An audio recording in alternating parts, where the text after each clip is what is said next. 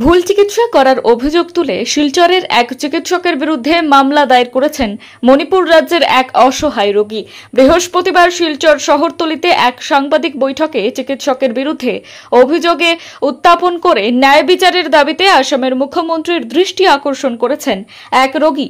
এদিন সাংবাদিক বৈঠকে মণিপুর রাজ্যের জিরিবাম থানাধীন কাশিমপুর গ্রামের বাসিন্দা অসহায় রোগী আতিকুর রহমান জানান, মূত্রনালীতে ইনফেকশন হওয়ায় চিকিৎসা করার জন্য শিলচর আর.ই. হাসপাতালে আসেন। এখানে চিকিৎসক ডক্টর ইডেন সিনহা বায়োপসি করার নামে অজ্ঞান করে পুরো পুরুষাঙ্গ কেটে ফেলেন।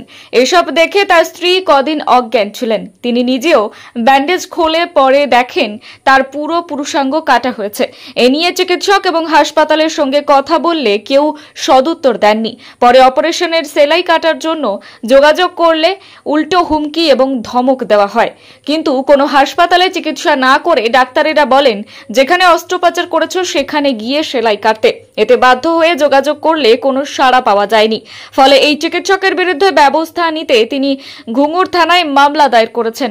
ইডেন সিনহা নামের চিকিৎসক ভুল চিকিৎসা করে জীবনকে ধ্বংস করে দিয়েছেন বলে তিনি অভিযোগ করেছেন। অসহায় রোগীর স্থানীয় জিপি সভাপতি ফয়েজ আহমেদ, ওএসি ফ্যান্স ক্লাবের সভাপতি বাপন বড়ভূঁইয়া, বাহারুদ্দিন সহ রোগীর আত্মীয়রা জানান, শিলচরের একাংশ বেসরকারি হাসপাতাল এবং কিছু চিকিৎসক স্বাস্থ্যসেবার নামে কসাইখানা গড়ে তুলেছেন। এদের বিরুদ্ধে ব্যবস্থা না নিলে নিরীহ রোগীদের হয়রানির দিন দিন বাড়বে।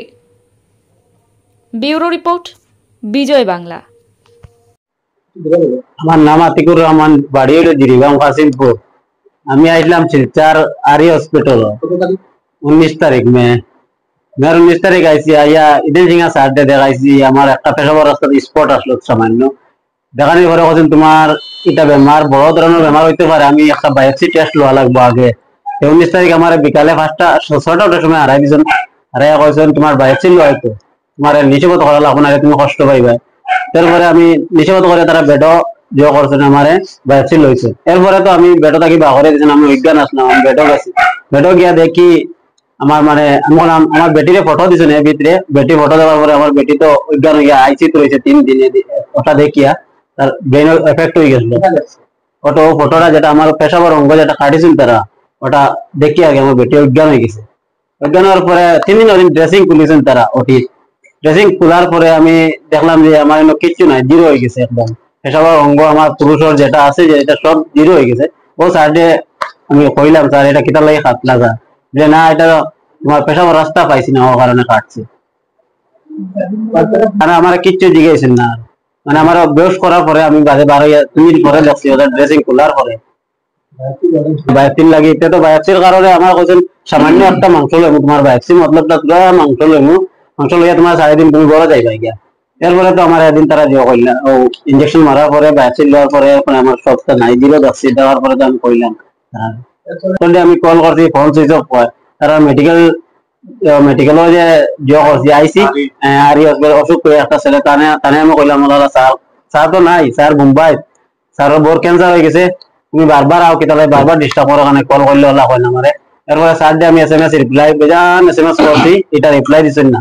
লাস্ট একদিন রিপ্লাই দিচ্ছেন জুনের মাঝে, জুননি কি মানে কি প্রায় ধরো 15-20 দিন পরে আমার রিপ্লাই দিচ্ছেন।